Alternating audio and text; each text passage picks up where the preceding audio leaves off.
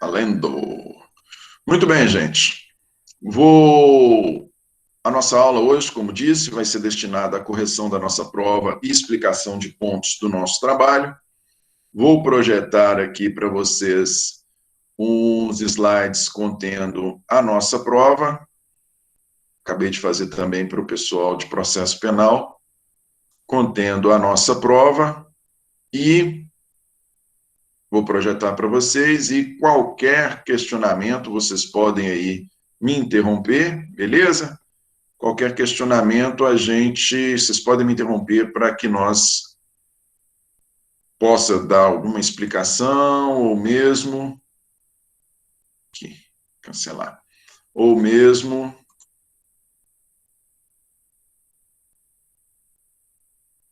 caso haja discordância da parte de vocês, podem ficar à vontade. Passível de recurso, né? Vamos que vamos. Como é que faz aqui? Uma janela. Aqui. Ok. Visualizam aí o slide?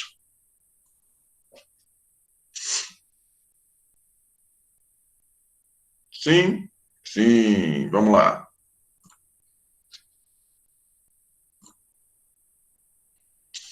Primeira avaliação nossa. Vocês viram que eu abordei todos os temas que nós estudamos em sala. Procurei abordar todos os temas, distribuir as questões entre os inúmeros temas que estudamos. Vamos lá. Primeiro, falando de concurso de pessoas.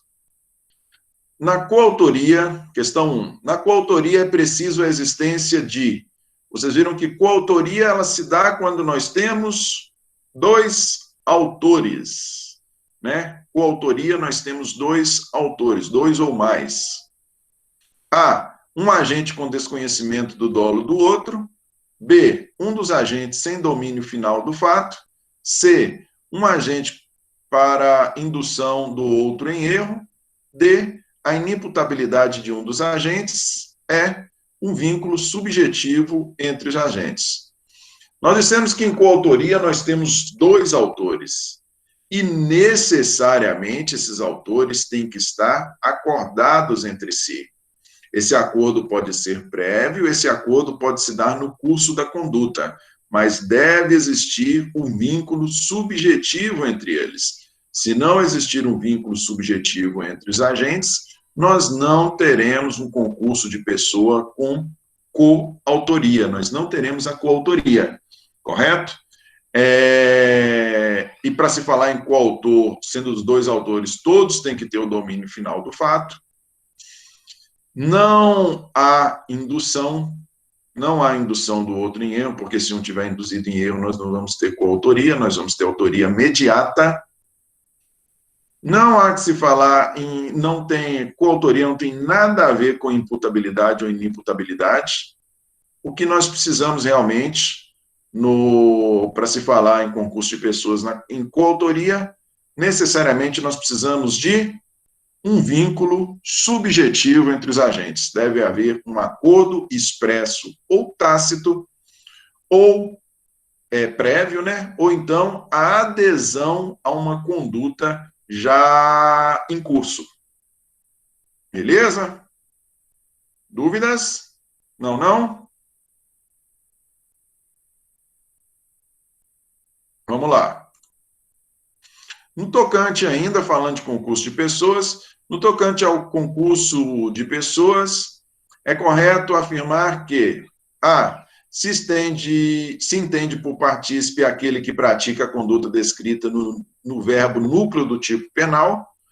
Nós dissemos que o partícipe ele não tem domínio do fato, ele tem uma participação acessória, não é isso?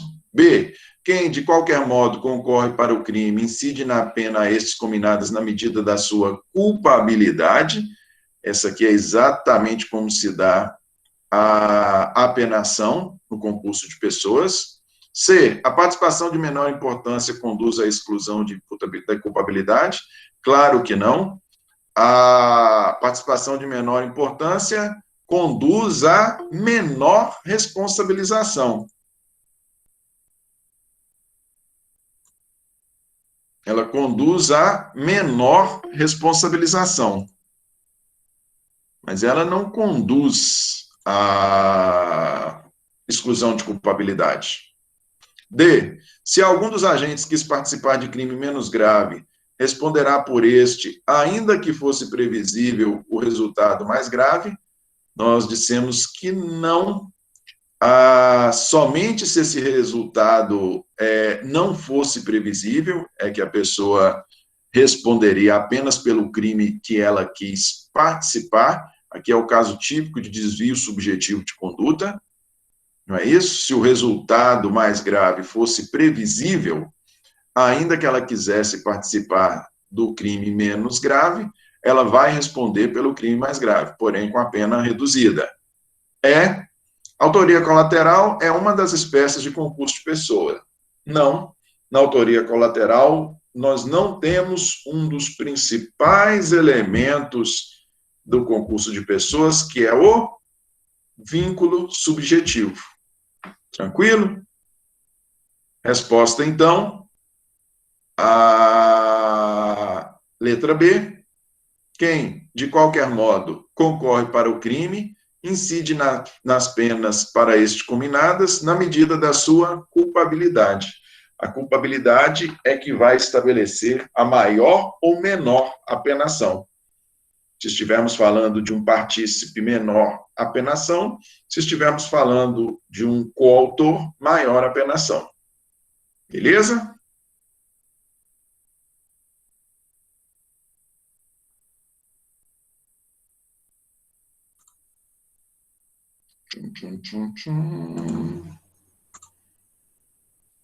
Aqui. Segundo a doutrina jurídica da seara penal, são crimes em que não se admite coautoria. Crime de mão própria, crime de perigo, crime próprio, crime de dano ou crime vago.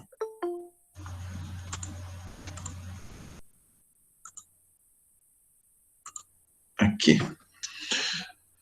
Nós vimos, gente, existem milhares de classificação para delito a respeito dos mais diversos aspectos, né? A depender do aspecto analisado, nós temos 2, 3 tipos de delito, a depender de outro, nós temos também mais 2, 3 tipos. Então, se formos considerar classificação doutrinária sem ter um critério prévio estabelecido, nós vamos ter aí para mais de 50, 100 tipos de classificação doutrinária, de conceituações doutrinárias de delitos. Mas no que diz respeito ao concurso de pessoas, e o que nos interessa é o crime que não se admite coautoria, qual é o crime que não se admite coautoria? O crime que não admite coautoria é o crime de mão própria. É o crime de mão própria. No crime de mão própria, nós dissemos, é aquele que só pode ser realizado pela própria pessoa. É aquele que só pode ser realizado pelo autor. Ele admite concurso de pessoas? Ele admite concurso de pessoas. Só que nós teremos um autor e os demais serão partícipes. Não existe a possibilidade de cometimento de coautoria em crime de mão própria. Existe a possibilidade de participação, de induzimento, de instigação. Não existe a possibilidade de 2 autores. Beleza? Questão 4. É requisito para a configuração do concurso de pessoas: A, uma única conduta. B, a irrelevância causal das condutas. C, a identidade do crime para todos os envolvidos. D, a autoria incerta. E, o prévio ajuste entre os agentes. Olha só. Requisito para a configuração do concurso de pessoas. Nós dissemos que o concurso de pessoas, ele apresenta ele apresenta alguns requisitos, e o principal, já dissemos referência a ele nas questões anteriores, o principal desses requisitos, né, algum deles, né, um dos mais vistos, é o prévio, o vínculo subjetivo, Só que, na verdade, este vínculo subjetivo, como nós acabamos de dizer, ele não tem que necessariamente ser prévio. Ele não tem que necessariamente ser prévio. Nós precisamos que, no mínimo, haja a adesão a uma conduta em curso. Se nós tivermos um espancamento em curso, né? Você tem uma pessoa ali sendo espancada, e a outra chega ao local e adere àquela conduta e também passa a espancar a vítima junto com aquele que já estava espancando, nós vamos ter concurso de pessoas? Vamos ter concurso de pessoas. Houve prévio ajuste? Não, não houve prévio ajuste. Nós tivemos a adesão a uma conduta já em curso. Beleza?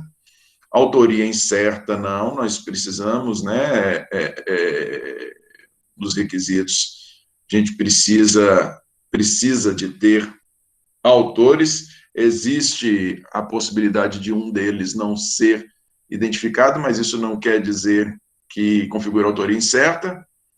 A identidade de um mesmo crime para todos os envolvidos, nós dissemos que este é um dos requisitos, todos respondem pela mesma conduta na medida da sua culpabilidade, todas as condutas têm que ser relevantes para o delito, nós não podemos ter uma conduta que seja irrelevante, e uma única só conduta, não, nós temos divisão de tarefas, então nós não vamos ter uma só conduta. Nesse caso, então, a resposta aqui ao questionamento é, letra C, identidade de crime para todos os envolvidos. Beleza?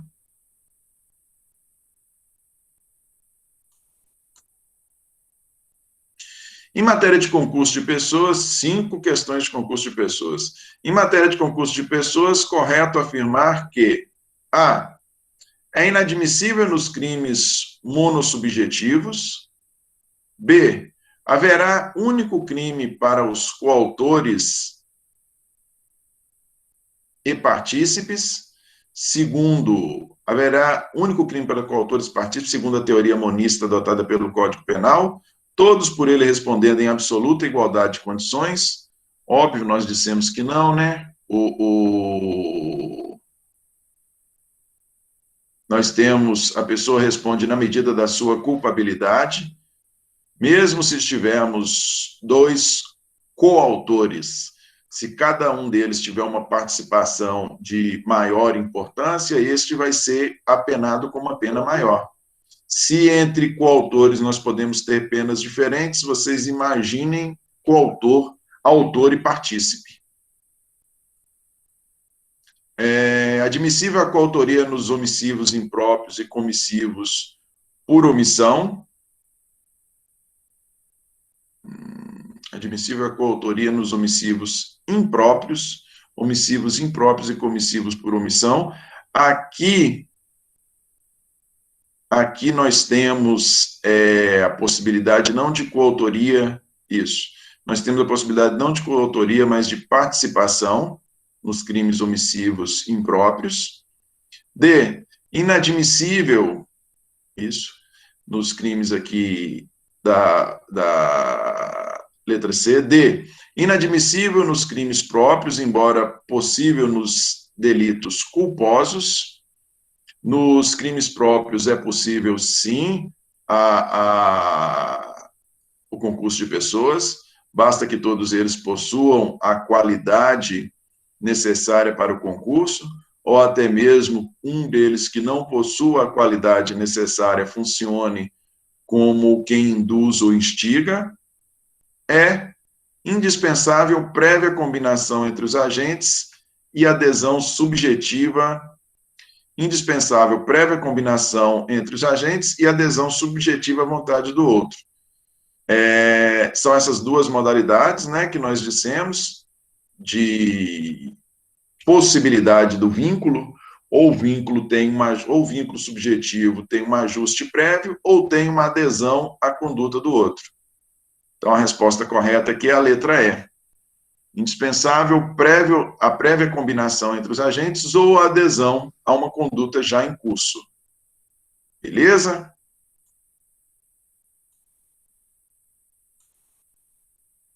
Questão 6. O cumprimento de pena em regime fechado, e aí já passamos para a pena. Cumprimento de pena em regime fechado ocorre em colônia agrícola, industrial ou estabelecimento similar. Vocês lembram que nós temos regime fechado, semiaberto e aberto, não é isso? Fechado, semiaberto e aberto. Fechado, penitenciária de segurança máxima ou média. Semiaberto, colônia agrícola e industrial. Aberto, casa de albergado. Beleza?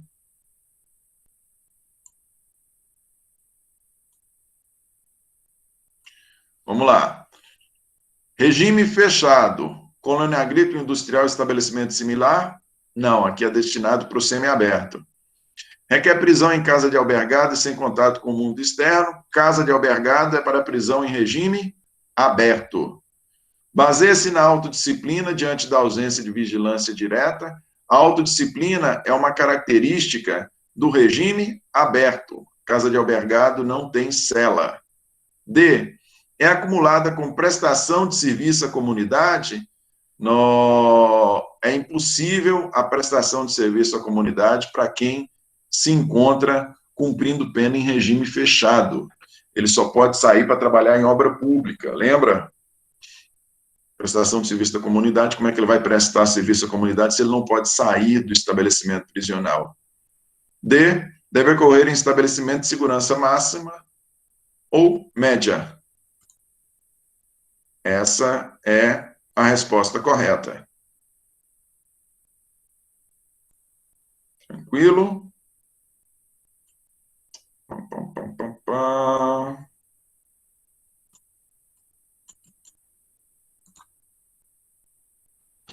Questão 7.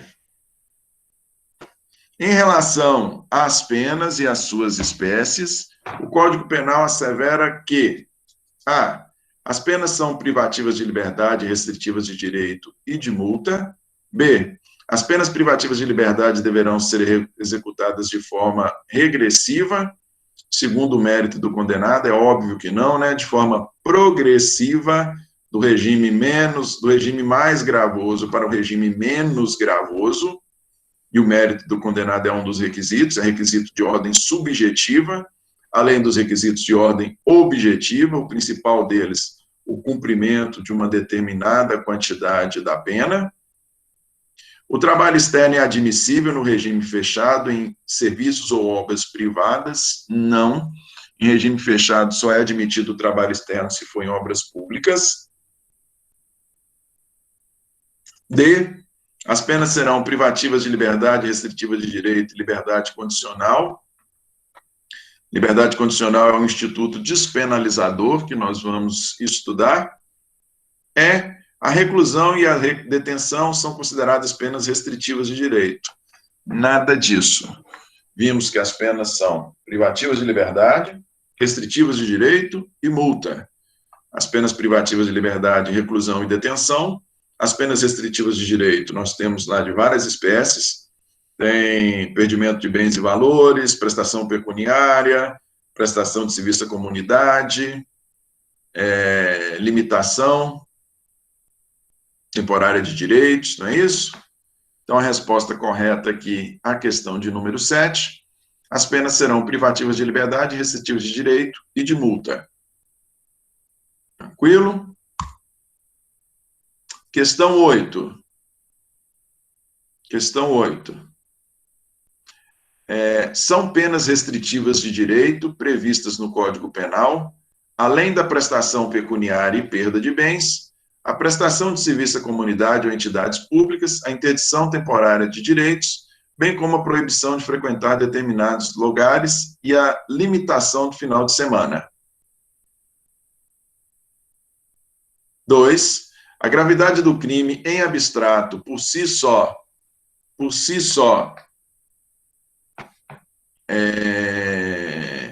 não se presta à adoção de regime inicial diverso do sugerido em lei. Nós falamos a este respeito, dissemos que a gravidade do crime em abstrato, por si só, não se presta à adoção de regime inicialmente diverso. E por que ele não serve? Ele não serve porque, se o crime é muito grave, compete ao legislador estabelecer para ele uma pena alta. Compete ao legislador estabelecer para ele uma pena alta. Quando dá a penação, o juiz não vai poder aplicar uma pena mais alta simplesmente porque o delito é grave. Ele não pode aplicar uma pena mais alta simplesmente porque o delito é grave. Quem tem que estabelecer uma pena alta é o legislador. O juiz vai se valer de várias circunstâncias, nós vamos estudar isso, acho que é o nosso próximo tema, nós vamos estudar isso, de quais circunstâncias o juiz se vale para apenar. Mas a gravidade em abstrato pura e simples, ele não pode adotar um regime inicial diverso, né? Não só quantidade de pena, mas também regime de cumprimento. Ele não pode adotar um regime diverso simplesmente pela gravidade.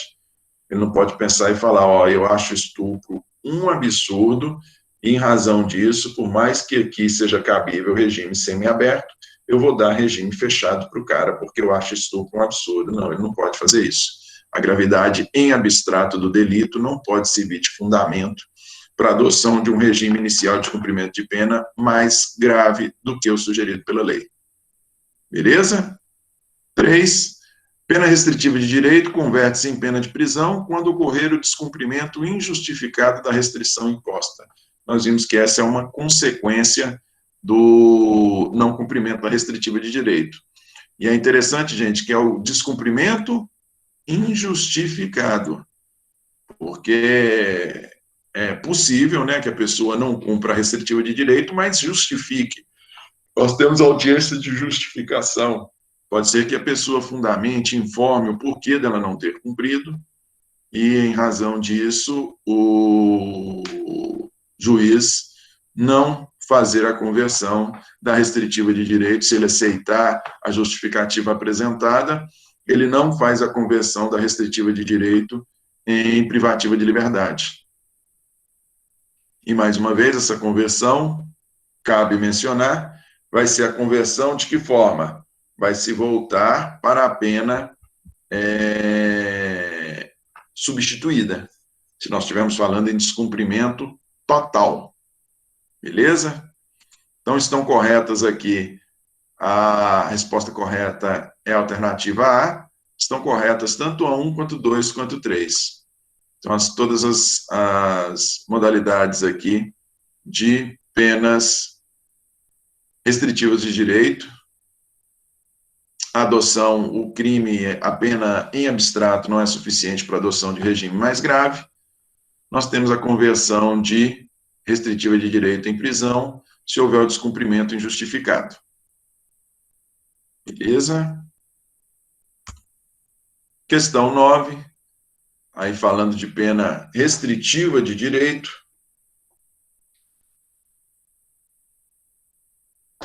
Falando de pena restritiva de direito. A pena restritiva de direitos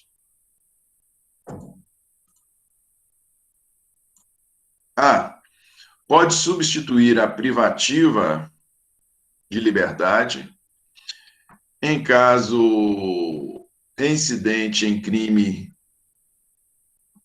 culposo, salvo se a pena for superior a 4 anos. B, nós vimos que se o crime for culposo, a substituição da privativa de liberdade por restritiva de direito pode se dar em qualquer situação. B, a delimitação de fim de semana é vedada para crimes patrimoniais e contra a administração pública. não há, não há nenhuma vedação a esse respeito. C, de prestação pecuniária é disponível e por isso, de prestação pecuniária é indisponível e por isso não pode consistir em prestação de outra natureza, mesmo que com a concordância da vítima. Nós vimos que não, se a vítima concordar em recebimento de outra coisa que não a prestação pecuniária propriamente dita, se concordar em receber um automóvel, se concordar em receber um lote no lugar de uma prestação pecuniária, nada, um patrimônio, nada impede. De prestação de serviço à comunidade pode ser cumprida em tempo menor do que a privativa de liberdade substituída, se esta for superior a 1 ano, é exatamente isso que vimos. Tem aquele critério de que nunca pode ser por tempo inferior à metade da pena estabelecida. Lembram? Pode ser por tempo inferior à pena substituída. Nunca pode ser por tempo inferior à metade da pena substituída. Mas pode ser em um período menor, prestação de serviço à comunidade, pode ser em um período menor, se a pena substituída for superior a 1 ano. Pode ser cumulada com medida de segurança em tratamento ambulatorial, pois não implica em restrição de liberdade. Aquele que está cumprindo pena, aquele que está cumprindo medida de segurança, ainda que na modalidade de tratamento ambulatorial, ele é inimputável.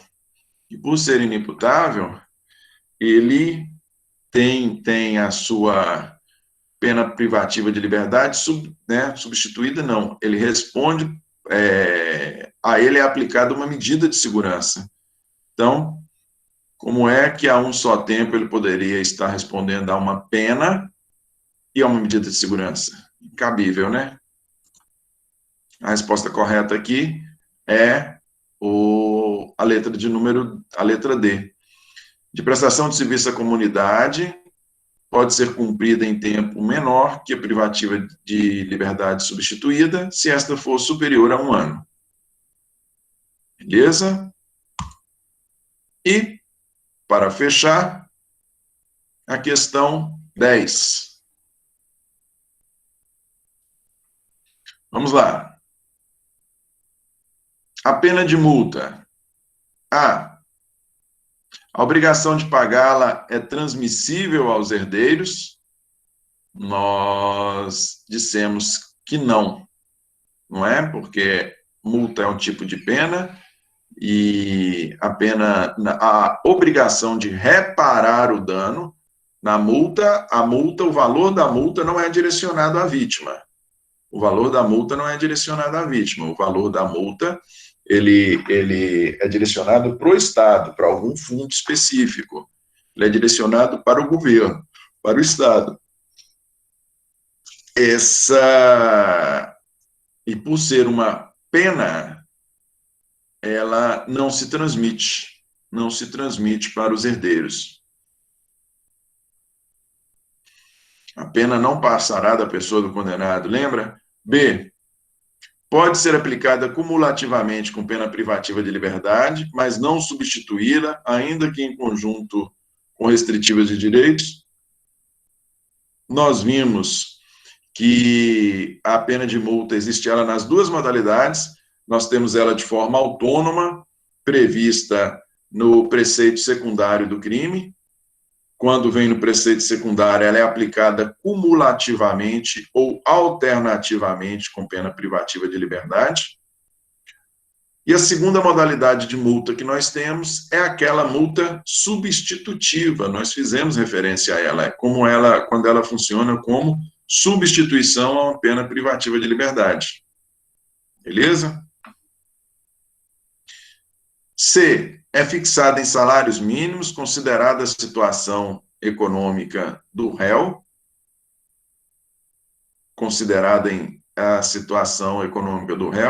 ela é fixada em não em salários mínimos, né, gente? A multa ela é fixada em dias multa. Considera-se a situação econômica do réu para estabelecer o valor do dia multa. D. Pode substituir a privativa de liberdade e ser aplicada em conjunta com restritiva de direitos na condenação superior a 1 ano, se presentes os requisitos legais. Como nós dissemos, existe sim a pena de multa substitutiva da privativa de liberdade, desde que atendidos os requisitos. É convertida em privativa de liberdade quando, sendo prevista no preceito secundário do tipo, não for voluntariamente paga pelo condenado. Mais uma vez, nós falamos de duas espécies de pena de multa: a prevista no tipo secundário e a aplicada em substituição. Se nós tivermos o descumprimento injustificado de uma pena de multa, o descumprimento injustificado de uma pena de multa, né? Ou seja, o não pagamento voluntário injustificado de uma pena de multa aplicada em substituição a uma pena privativa de liberdade, o que vai ocorrer? Vai ocorrer a conversão da pena de multa em privativa de liberdade. Primeiro nós tivemos a substituição, a multa não foi cumprida, temos a conversão, volta-se a ser privativa de liberdade.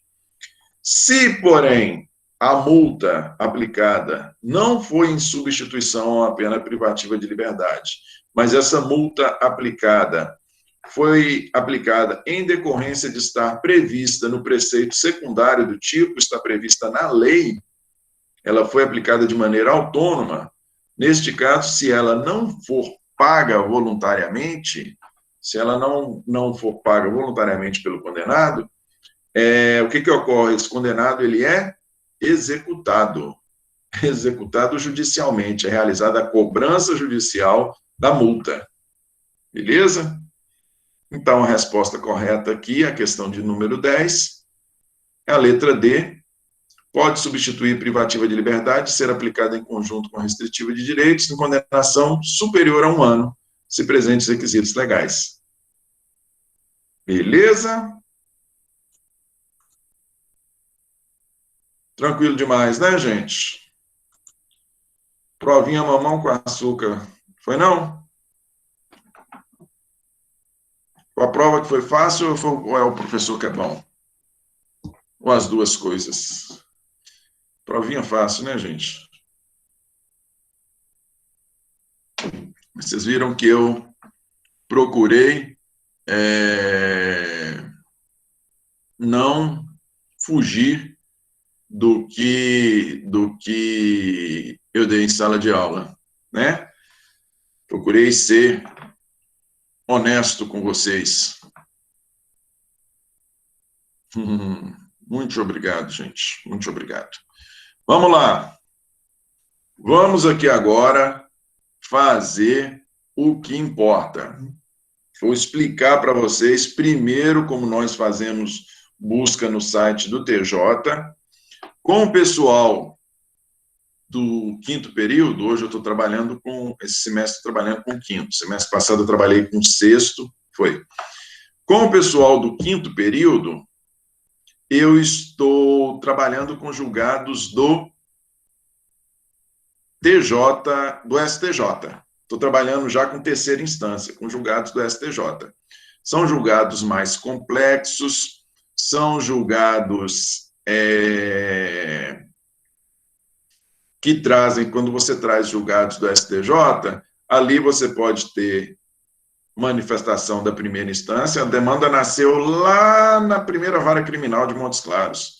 Aí nós vamos ter manifestação do juiz de Montes Claros, depois nós vamos ter manifestação do Tribunal de Justiça de Minas Gerais, depois nós vamos ter a decisão do STJ. Então, os julgados são mais complexos. No STJ nós temos não só análise de mérito, mas também nós temos análise de legalidade, se foi dado cumprimento à lei, se foi dada a correta interpretação à lei ordinária. ele é um tribunal de controle de legalidade, ele não é um tribunal de controle de constitucionalidade, mas ele é um tribunal de controle de legalidade. Então, são julgados mais complexos. Como são julgados mais complexos, eu trabalho com eles, com o pessoal do 5º período, trabalhei no semestre passado com o pessoal do 6º período. Com vocês, eu optei por trabalhar com julgados do TJ, que aí nós só temos a manifestação do juiz de primeira instância e a manifestação do tribunal propriamente dito. Sem falar que é interessante a gente fazer trabalho com julgados do TJ, por quê? Porque vocês, pelo menos num primeiro momento, vão atuar aqui, né? Seja ocupando o cargo público, seja advogando, vocês vão atuar aqui em Minas Gerais. E para atuar aqui em Minas Gerais, convém que vocês saibam para que rumo anda o nosso tribunal em alguns aspectos. Por isso que eu opto por julgados aqui do TJMG. A gente tem 27 TJs, mas eu opto por aqui, por estarmos aqui, não é isso? Vamos lá. Primeiro, vou projetar aqui para vocês o site do TJ, para a gente vamos fazer aqui juntos uma busca por um julgado. Deixa eu abrir mais uma aba aqui. TJMG.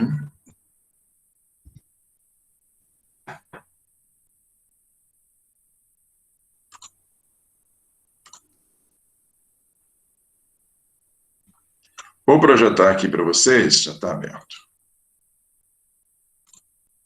Vamos lá.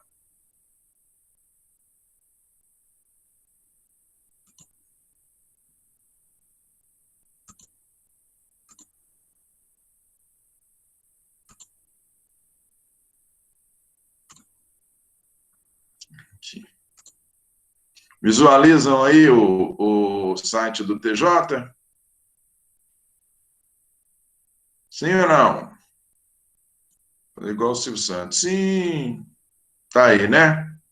Vamos lá. O que nós queremos pesquisar? Nós queremos pesquisar jurisprudência. Nós queremos ver julgados do TJ. Então, nós vamos lá em... Que bagunça, gente. Pesquisar jurisprudência. Pesquisar jurisprudência, acórdãos. A pesquisa, como é que vai ser o nosso trabalho? No nosso trabalho, nós vamos ver os temas.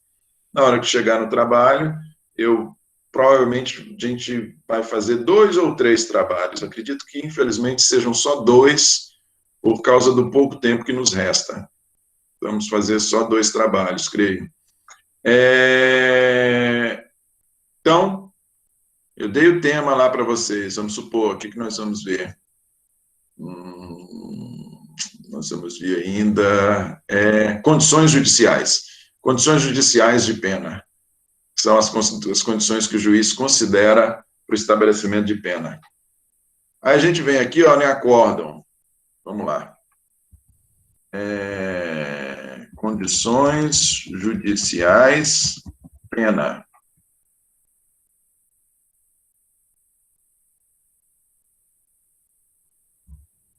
Não.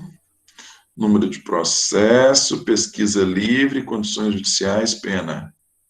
Vamos lá.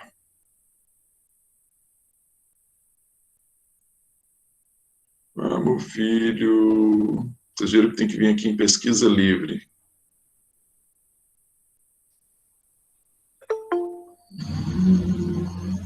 Não. Vou deixar só condições judiciais.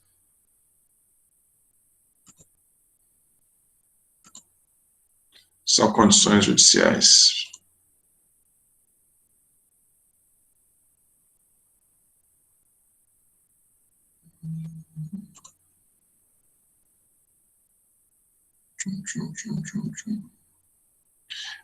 Porque são muitos resultados, aí por isso que ele pede para restringir Vamos lá, vamos falar de outra coisa aqui. Tá lá, vamos falar de tema que nós já vimos. Detração penal. Detração penal. Aqui em pesquisa livre, escreveu o tema, vamos lá em pesquisar, vamos ver se abre. Aí, quando o tema é muito amplo, ele apresenta resultado demais da conta, então não abre.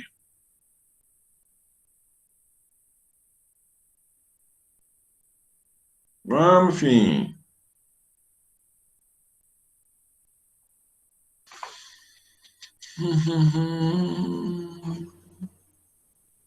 Deixa eu ver que também vai dar isso, gente.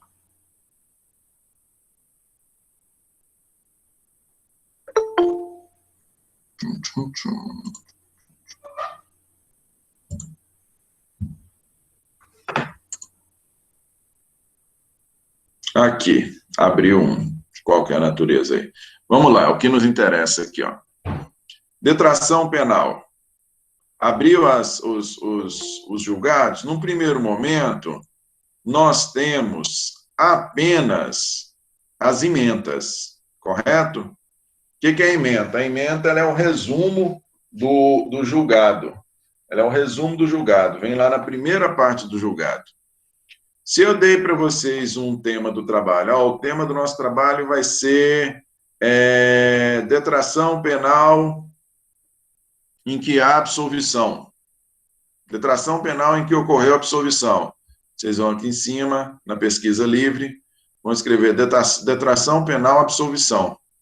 Aí vem e te abre esses julgados aqui. Ó, o primeiro deles aqui, ó, acho que nós até trabalhamos com ele, se não me engano.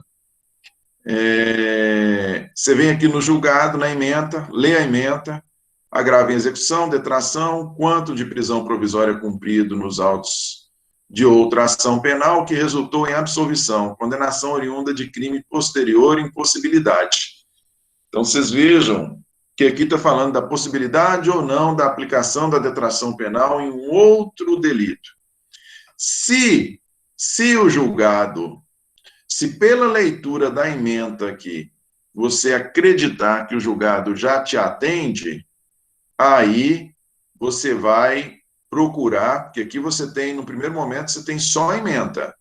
No primeiro momento, você vai ter só a ementa. Da leitura aqui da ementa que você vai concluir se o tema que foi proposto para a sua equipe ou proposto para você, se esse julgado se enquadra ou não se enquadra no tema. Se no primeiro momento você entender que sim, se enquadra, aí você vai aqui para o inteiro teor do julgado.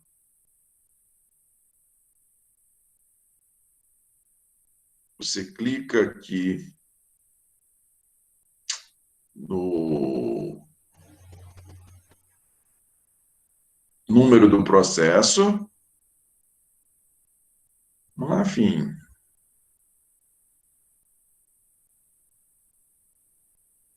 Tenham paciência, gente. Aqui. Aí abriu, né?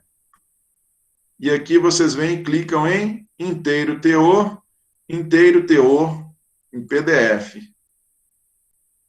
E aí é baixado para o computador o julgado. A gente abre o julgado aqui.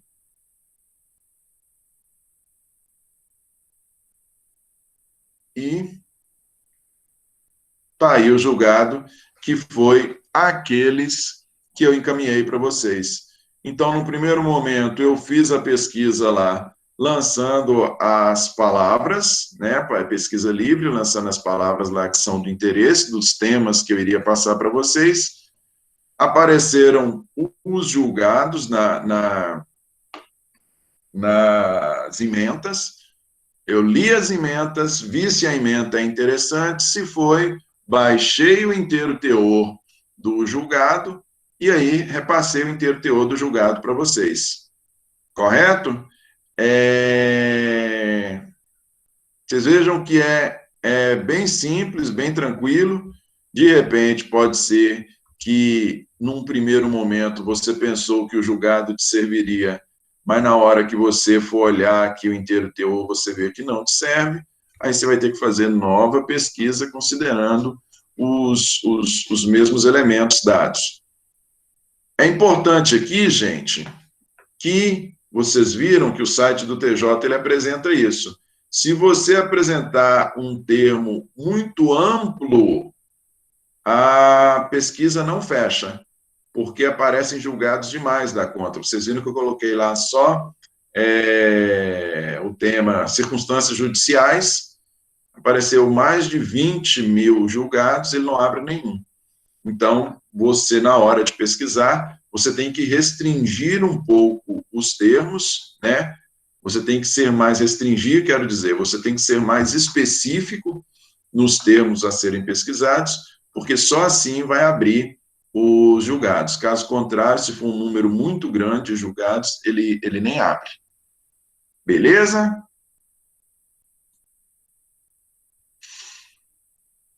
Ok. Alguma dúvida aí a respeito dessa procura dos julgados? Não. É tranquilo, não é? Vamos agora aqui para as questões que eu proponho para vocês. Vamos para as questões aqui.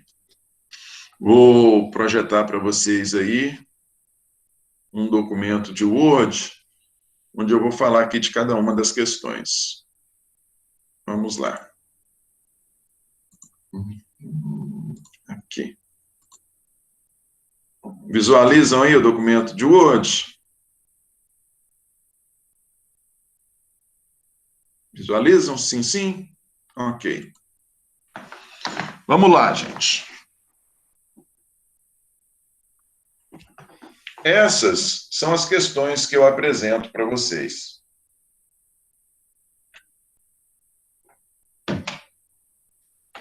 Eu apresentei para vocês essas questões, não foi à toa. Eu apresentei para vocês as questões nesta ordem, também não foi à toa, porque são exatamente a linha de desenvolvimento de raciocínio quando você analisa um julgado de qualquer natureza. Essa tem que ser a sua linha de raciocínio. E o dia que vocês estiverem dominando, sabendo fazer uma leitura tranquila, o dia que vocês lerem o julgado e conseguirem, da leitura dele, responder a todas essas questões, vocês estão habilitados para fazer fundamentação em qualquer petição, em qualquer recurso, em qualquer razão de recurso, desde que vocês saibam fazer a leitura dos julgados, vocês podem pegar a jurisprudência, vocês podem ir na jurisprudência e pegar o julgado que interessar a vocês, sem medo de errar. Beleza? Vamos para cada uma das questões aqui. Primeira delas, qual a natureza da ação ou do recurso? Por que eu pergunto qual a natureza da ação ou do recurso, gente? Que é o seguinte, nós temos, por vezes, uma decisão judicial, ela é questionada via recurso, por vezes, ela é questionada com a propositura de uma outra ação. Normalmente, os recursos que chegam até os tribunais de justiça, nós vamos trabalhar com o Tribunal de Justiça de Minas Gerais, são os recursos ordinários, são recursos de apelação. São recursos de apelação. Esses são os recursos clássicos. Nós vimos que no último julgado aí, acabamos de abrir aqui, né? No último trabalho nosso, era um agravo em execução. Era um recurso referente à execução de pena. Então, nós temos os recursos, como disse para vocês, o principal deles é o recurso de apelação, quando nós estamos falando de decisão de primeira para segunda instância, decisão de justiça estadual. E também temos ações autônomas. Quais ações autônomas são essas? De maior incidência. habeas corpus, mandado de segurança, são ações. São ações que contestam a decisão de uma instância inferior. Pode ser que aqui em Montes Claros o juiz da primeira vara criminal tenha decidido em um sentido, e aí aquele que ele condenou uma pessoa, a primeira vara criminal aqui de Montes Claros condenou uma pessoa. Pode ser que essa pessoa se valha de um recurso de apelação para levar a demanda até o Tribunal de Justiça, como também essa pessoa pode se valer de um habeas corpus, também questionando a decisão e impetrando esse habeas corpus direto no Tribunal de Justiça. E a esse aspecto, é importante dizer que o recurso você interpõe. Se nós estivermos falando de um recurso de apelação, ele foi interposto.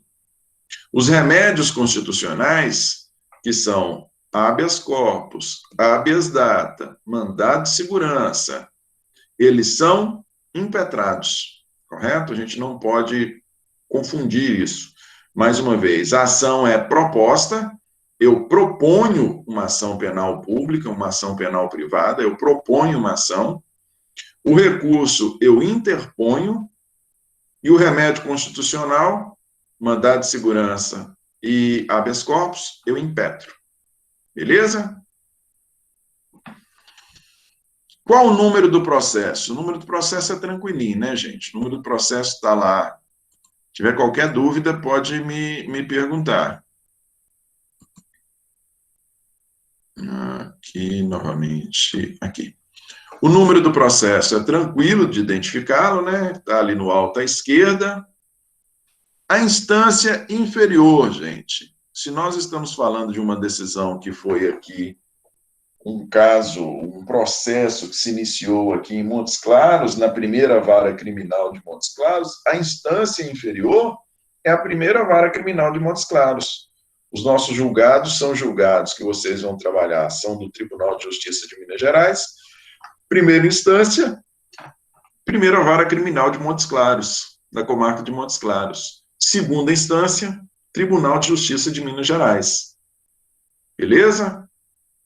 E aí eu já estou respondendo o questionamento da letra D. Qual a instância superior que proferiu a decisão analisada? A superior sempre vai ser o Tribunal de Justiça de Minas Gerais. Os julgados que vocês vão analisar, todos são do TJMG. E agora vocês vão pesquisar e analisar, né? Porque a pesquisa também vai ser realizada por vocês. São todos do TJMG. Por vezes, na argumentação do julgado, na argumentação, pode ser que o ministro, para fundamentar a sua decisão, ele apresentou um julgado do STJ, apresentou um julgado do STF, a ementa, né, de um julgado do STJ, a ementa de um julgado do STF, a ementa de um julgado de um TRF, mas a instância, ele utilizou esses julgados apenas a título de fundamentação da sua decisão. A instância superior que proferiu a decisão nestes casos é sempre o TJMG. Beleza? Em que consistiu o caso concreto? O que eu estou falando quando eu pergunto de caso concreto? Eu estou falando que nós estamos trabalhando são todas decisões da área criminal, exceto esses últimos julgados que nós vimos aí, que foram referentes a cumprimento de pena. Em todos os outros que formos estudar, o caso concreto consiste exatamente no delito. Qual foi o delito? Esse aqui é um recurso de um crime de furto, é um recurso de um crime de homicídio, é um recurso de um crime de estupro, e uma condenação por estupro. Quando eu pergunto em que consistiu o caso concreto, eu quero saber como é que foi que o delito ocorreu. O delito ocorreu como? Foi um homicídio, ocorreu em Montes Claros, Foi em que dia, foi que hora, quem foi o autor, quem foi a vítima, de que forma foi cometido esse homicídio, foi com disparo de arma de fogo, foi com uma barra de ferro, enfim, de que forma, qual foi o caso concreto. Se foi um homicídio por motivo fútil, o que foi o motivo fútil? Se foi um homicídio com recurso que dificultou a defesa do ofendido, o que foi esse recurso? O julgado, se você lê o julgado, ele traz essas informações. Tranquilo? F. Qual o entendimento da instância inferior acerca dos fatos? No exemplo que nós estamos dando aqui, qual é a instância inferior? A instância inferior é a primeira vara criminal de Montes Claros.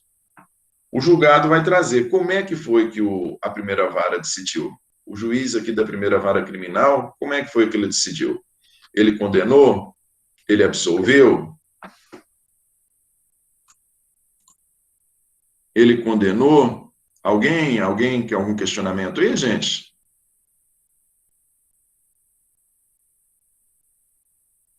Não?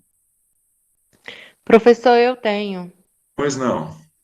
Então, nos primeiros trabalhos, eu até cheguei a conversar com o senhor um dia com relação à sequência dos fatos que são apresentados no julgado e os questionamentos, né? Assim como o senhor disse aí, que agora que nós estamos nos familiarizando, né, com o Uhum, julgado e etc., e às vezes tem uma apresentação, como o senhor mesmo disse aí, de outra informação que não uhum, está ali na sequência dos fatos. uhum, Então, a minha pergunta na verdade, a minha dúvida é o seguinte: eu confundia os fundamentos da instância com o entendimento da instância. Aí, uhum, depois que o senhor explicou e eu fui pesquisar um pouco mais, aí eu espero que o senhor me complemente, eu entendi que os fundamentos estão ali, no que ele se fundamentou, no que aquela autoridade, aquele juiz, aquele magistrado se fundamentou, em qual lei, exatamente. no que ele se fundamentou. Aí eu confundia isso com entendimento. Uhum, uhum. Mas é mais do que natural, né? Esse é eu não sei se é o primeiro contato que vocês estão tendo, não sei se algum outro professor trabalhou com vocês desse jeito, mas é mais do que natural essa confusão. É muito importante a gente saber fazer essa distinção exatamente de o que é, quando eu digo do entendimento, eu estou perguntando o que foi decidido. Quando eu falo em fundamento, eu estou querendo saber quais foram os fundamentos, o que motivou, o que o juiz indicou como sendo motivo para ele decidir, para ele ter esse ou aquele entendimento. O fundamento é a respeito de fundamentação. Eu não, Embasamento legal eu posso levar por essa parte? Em que ele não, se embasou não, só, legalmente? não só o embasamento legal, nós podemos ter tanto embasamento legal quanto a própria análise de prova. Pode ser que o juiz entenda que não, ele pode virar e falar, ó, o que ele entende como fundamento para condenar a pessoa por homicídio, suponhamos. Não. O que ele entendeu para condenar a pessoa por crime de furto? O que é furto? Subtrair para si coisa alheia móvel. Subtrair para si coisa alheia móvel. Ele vai falar que não, que de fato, ele vai indicar, olha aqui, o objeto subtraído era móvel, nós tivemos a subtração, a coisa ela é alheia, então ele vai falar, olha, a conduta se enquadra perfeitamente na lei. É a fundamentação da legalidade que você falou aí agora, né? A confrontação com a lei. Se encaixa perfeitamente com a lei.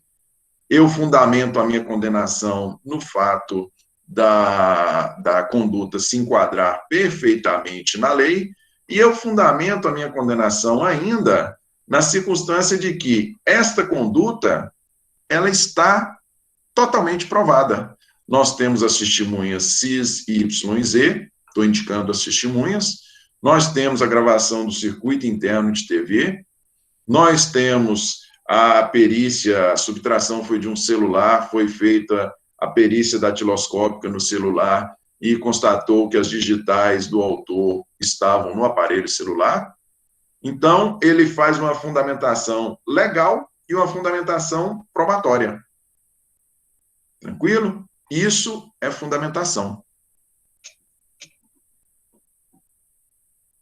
Mas a questão da legalidade indicada por você também é fundamentação.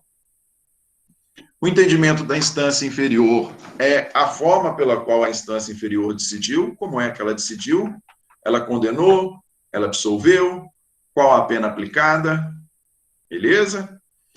O que se pediu por meio da ação ou recurso? Olha só, gente.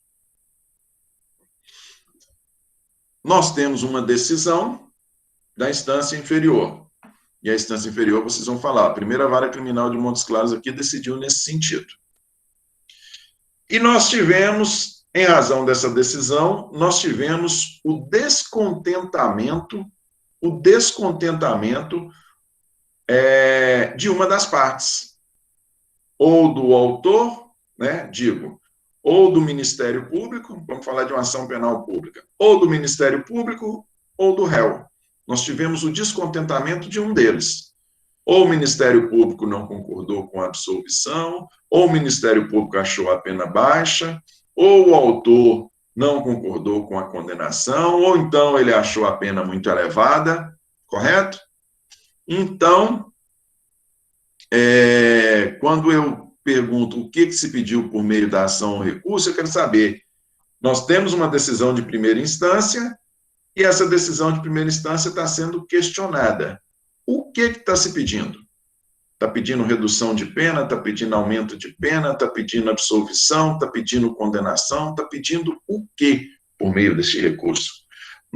O que a pessoa trouxe até o Tribunal de Justiça uma decisão de primeira instância? Com o que ela não está contente com essa decisão? O que ela está pedindo? Beleza? H. Qual o entendimento da instância que proferiu a decisão analisada acerca dos fatos? Nós tivemos um primeiro entendimento da instância inferior, beleza? Que condenou ou absolveu, que estabeleceu a pena. Tivemos o primeiro entendimento da primeira vara criminal aqui de Montes Claros. Nós temos a condenação ou absolvição dada pelo juiz de direito aqui da primeira vara criminal. E temos o entendimento da segunda instância, do entendimento da instância que proferiu a decisão analisada. A decisão que vocês analisarem vai ser sempre uma decisão, né? Teremos 2 trabalhos apenas, mas serão sempre decisões do Tribunal de Justiça de Minas Gerais. Serão sempre decisões do Tribunal de Justiça de Minas Gerais. Então, nós vamos analisar qual foi o entendimento do TJMG. Foi apresentado a ele um recurso ou uma ação, né? Mais uma vez, a ação, se for um mandado de segurança, se for um habeas corpus, foi apresentado a ele uma ação ou um recurso. Qual foi o entendimento dele? Ele concordou com o pedido do recurso? Ele discordou? Ele manteve a decisão de primeira instância? Ele reformou a decisão de primeira instância? Ele mudou a decisão de primeira instância? Qual foi o entendimento dele? Beleza? E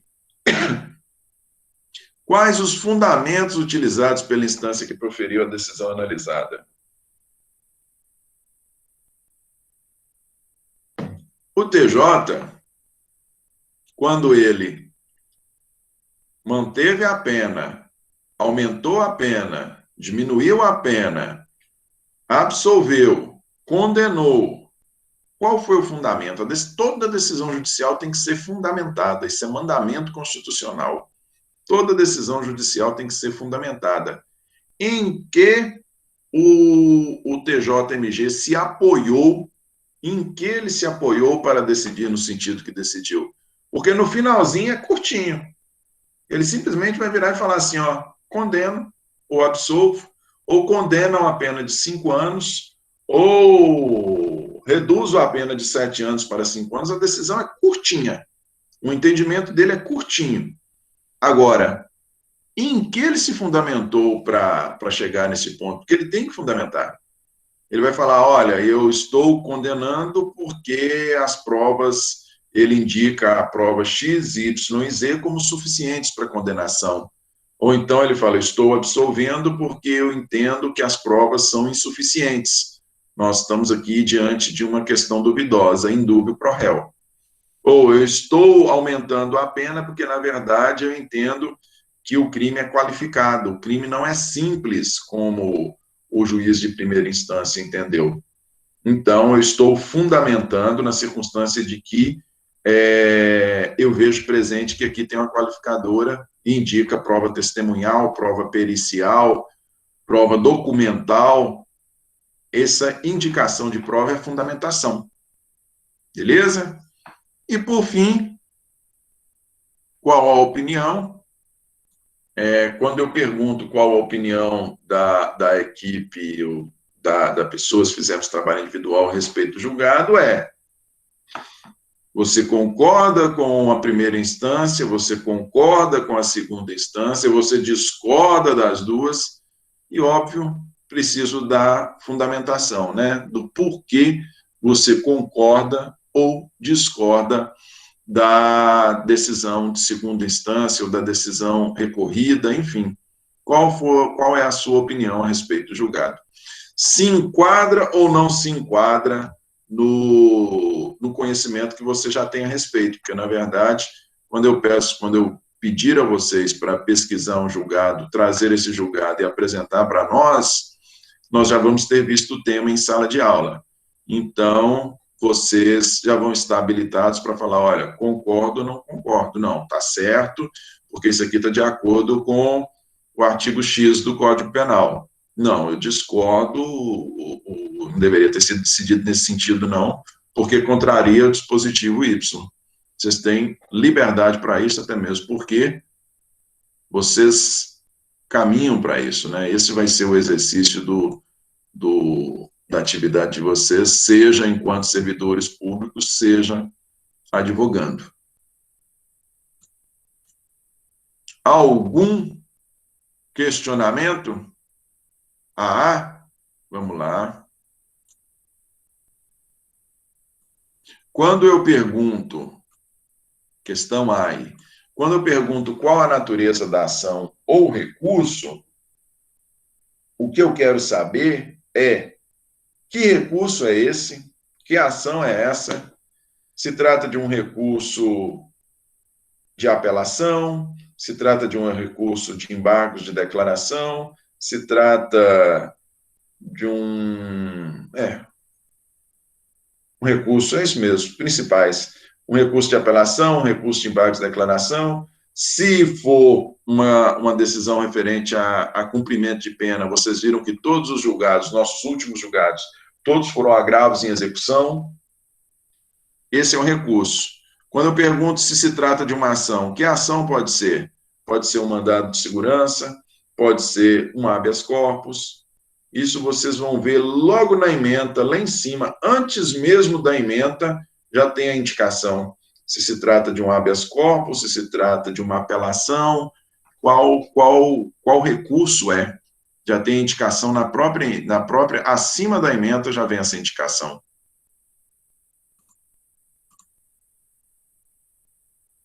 Beleza? Gente, que temos para hoje, para a apresentação aqui, o que eu tinha para ver hoje com vocês era isso. Amanhã, deixa eu abrir aqui para ver quem está presente. Amanhã eu vou... Tranquilo, Sofia. Amanhã eu vou... Amanhã que nós já temos aula. Aí nós vamos entrar na matéria propriamente dita. Espera aí só um pouquinho que eu vou fazer uma... Sofia, já te falei que Sofia é o nome da minha filha, né? Então, não há como esquecer. Deixa eu ver aqui. Já te contei por que minha filha chama Sofia? Já contei para vocês?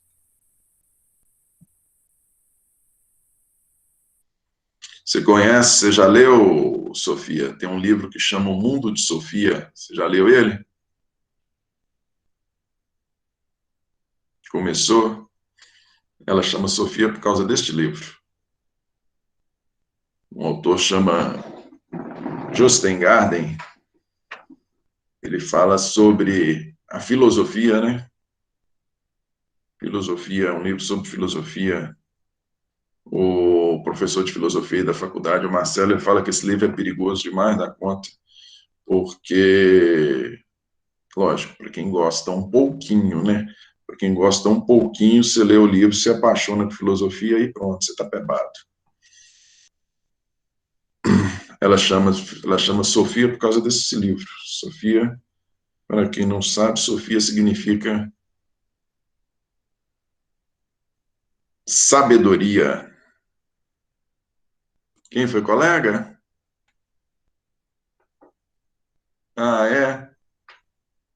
Como é que é o nome da sua prima?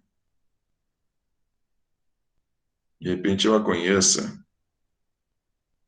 Ana Clara Neri, acho que Sofia já falou dela.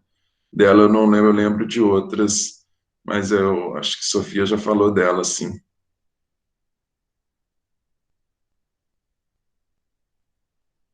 Essa frequência.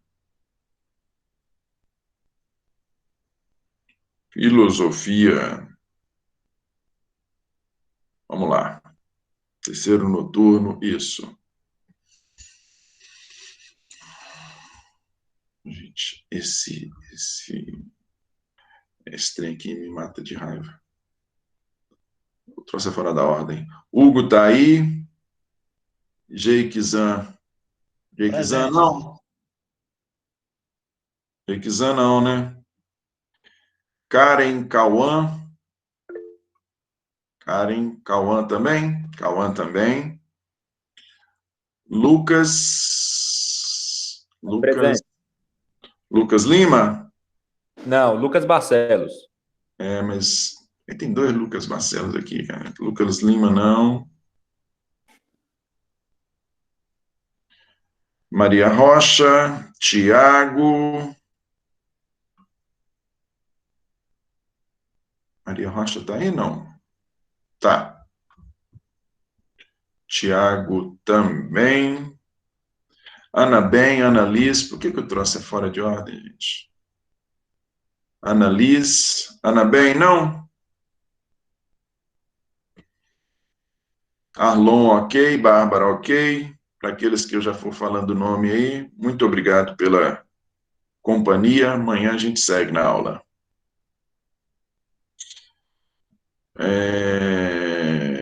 Bárbara, Bruno, ok. Carla, Carlos e Carlos. Presente. Os Carlos estão aí, então? Carla está presente. Ok. Cristiane, Cláudio, Cleiton. Cristiane, Cláudio, Cleiton, não? Cleiton, não. Daniel, Danilo e Daniela. Daniel que está aqui é o Batista ou Rabelo? Batista. Rabelo, não? Ok. Daniela, Danilo e Débora. Débora, não? Eduardo Mendes. Eduardo Souza, não? Não. Elaine, Elisete, Emily. Elisete, Emily. Elaine, não? Elaine, não.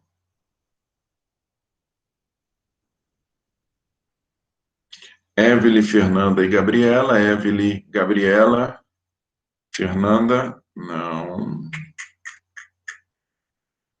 Jéssica, Giancarlo e Graciele. Graciele, sim. Jéssica e Giancarlo, não. Jéssica, não vejo Jéssica. Giancarlo também não. Graciele, Isabela, Isadora.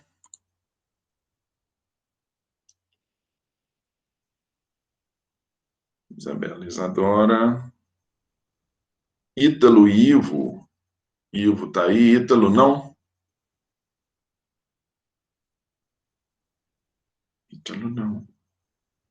Janaína, Jefferson e Gessé. Janaína, Jefferson. Gessé, não. João, João e Jorge. João, João e Jorge, ok. Caio, Clever e Laís. Caio, Clever e Laís, ok. Leandra, Leidiane e Lívia. Leandra, não. Leandra, não. Lorena, Lorena e Luana. Lorena Gomes só. Lorena Gomes. Lorena Gomes é Dias ou é Mendes?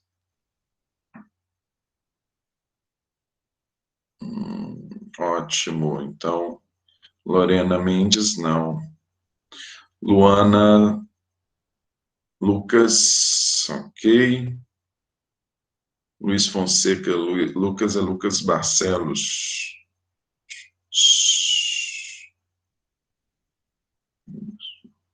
Luiz, Márcio, Marcos, Maria Araújo, Maria Paraíso, Maria Dias, Maria Silva, Maria Ribeiro, é muita Maria. Mariana, Melissa e Mônica, Mariana, Mel e Mônica, Nayane, Esmária e Paulo, Maria não, Paulo,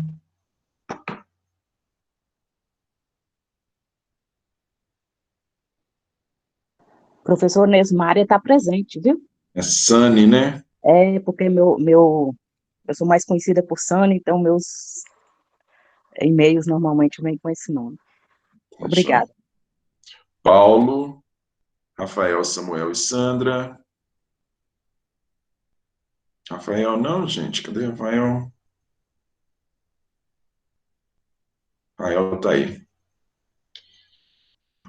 Samuel e Sandra, ok. Sara, Sarina. Sara não. Sara não.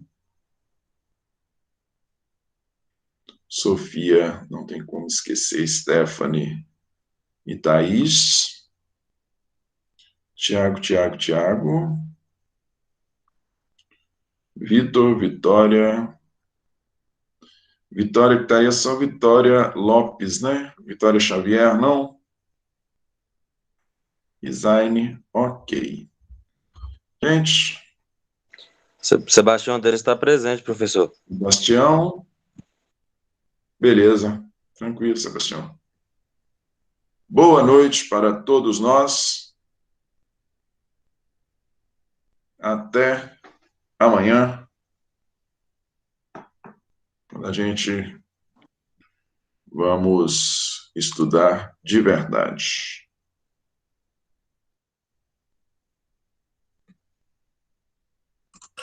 Boa noite, obrigado pela aula. Por nada.